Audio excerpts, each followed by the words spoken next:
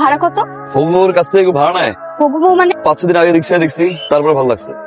আমি ডিরেক্ট বিয়ে করে ফেলবো, আব্বা মা পছন্দ করবে। সোজা ডান দিক গেলে একটা কাজী অফিস, চল বিয়েটা করে ফেলি। আচ্ছা তুমি বাসায় গিয়ে একটু ভাবো, যদি তোমার মতামত হয়ে থাকে তাহলে তোমার ফ্যামিলি ম্যানেজ করবো, আর তারপর যদি না মানে উঠাই নিয়ে আসবো।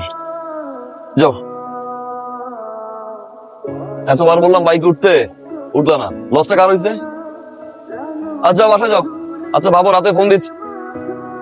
এই যে ছেলেটা তোর পিছনে পিছনে আসলো, বাসার নিচে কি জানি বললো, এই ছেলেটার কথা বলতেছে। এই ছেলেটা কে? ওনার সন্ত্রাস। কি? আজকে কি হয়েছে জানো? আমি কলেজে যাব, বাসার নিচে দেখে ছেলেটা বাইক নিয়ে দাঁড়ায় আছে। নামার পর আমি টাকা দিব, ছেলেটা টাকা নিবে না। বলে হবু বউয়ের কাছ থেকে কেউ টাকা নেয়? এই ছেলে যদি তোর সাথে আবার কথা বলতে আসে কিংবা এই যে পিছিয়ে পিছিয়ে ঘুরে, পাতা দিবি না কিন্তু। হ্যাঁ, আপু একটা কাজ করি, চলো ছেলেটাকে আমরা পুলিশে ধরাই দিই।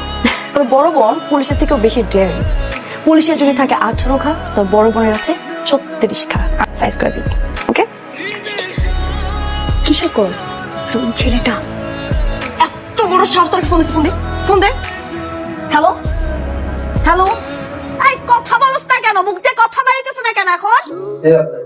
আমি খুনি, আমি সন্ত্রাস, আমি ডাকাত, আমি চোর, আমি শেষচোর। ফার্দার যাতে আমার বোনের আশেপাশে তোর আমি না দেখি। যদি আমি রাস্তায় দেখি, তোর হাত পা টিন্ডি বাইঙ্গা তোর হাতে ধরাই দিব। চুপচাপ ঘুমায় পড়।